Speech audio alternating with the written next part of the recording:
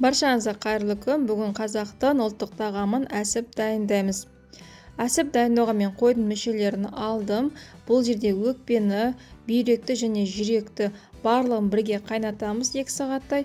Осы үшеуін қайнат болғаннан кейін өкпенің ішіндегі осылай ірі тамырлар мен алып тастаймын. Және де бауырды қайнатқан кезде бар жоғы 10-15 минуттай қайнату керек, өйткені ол тез піседі. Қойдың мүшелерінен басқа мен бұл жерде тағы да қойдың шыт майын пайдаландым. Барлығын тазалап турап болғаннан кейін мясорубкадан өткізіп аламыз.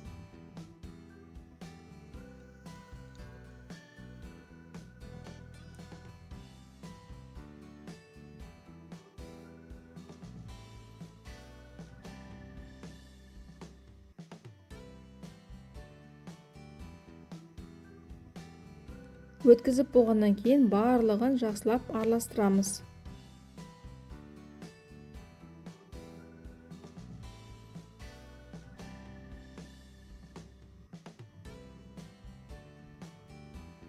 Енді 1 кило фарштың үстіне мен 3-4 ұсақтап туралған сарымсақты, 3 дана ұсақтап туралған пиязды салдым. Және піскен күрішті саламыз. 500 грамм менде бұл жерде. Және де дәміне қарай қара бұрышты, тұзды саламыз.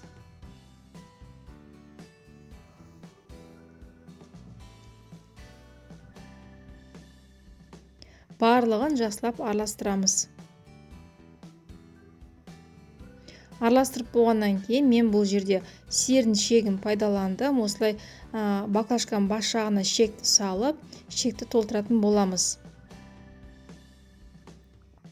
Егер сіздерде үйлеріңізде электрический мясорубка болса, мясорубканың көмегімен шекті толтырсаңыздар да болады. Шектеріміздің барлығын толтырып болғаннан кейін оны біз салқын суда кастрюльге салып қайнататын боламыз. Ол жағы менде видеоға түспей қалыпты.